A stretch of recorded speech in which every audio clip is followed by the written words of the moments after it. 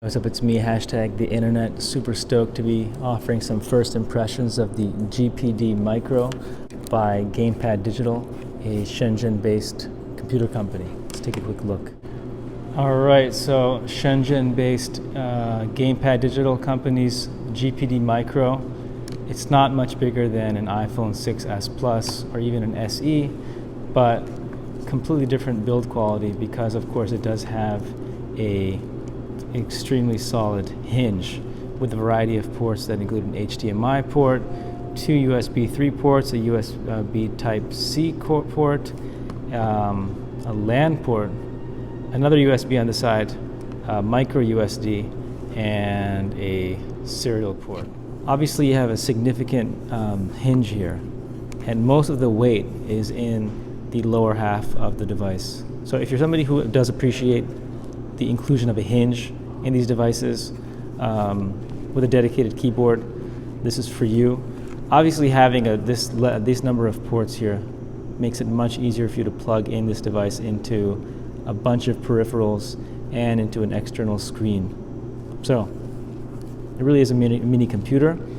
I think what a lot of reviewers and users of this device don't realize is that even if you're not some sort of IT specialist, if you're a simple Nintendo 3DS gamer, or you just like to game, or you enjoy the fidgety sensation of having a gamepad in your hand while being productive, this is actually ideal for you because of the way the mouse is set up. So you have the touchpad on the right where your right thumb would be, and you have the mouse clicks on your left, which function quite a bit like Lenovo mice, with the left click, a right click, and then the middle click allows you to start scrolling.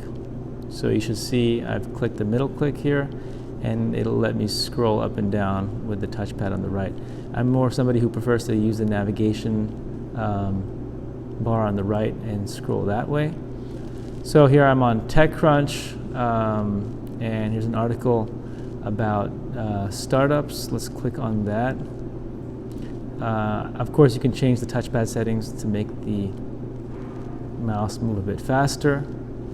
So I'm clicking on this, nice bright colors. Of course, it is a bit glossy, and oil from my fingerprints have made their way onto the screen. My Wi-Fi is a bit slow here. Let's say that the text is small. We can always increase the size. So there you go. Let's decrease the size. So all in all, a nice device. If I wanted to switch over to wired.com, the keys do not require that much pressure to register. They do have a nice clicky sensation. I don't think your fingers will get tired pressing them, but here they're not really intended for long form typing. Obviously you can plug in any number of keyboard peripherals to use this thing. So here you go. It's a nice little browsing device. Can be plugged into a variety of peripherals to use it as a full-sized laptop. I have Reason here. I don't think reviewers thought of using this device as a music production device, but I do have Reason here. It will be interesting to try Reason to see if you get to combine a video game user sensation experience with music production software.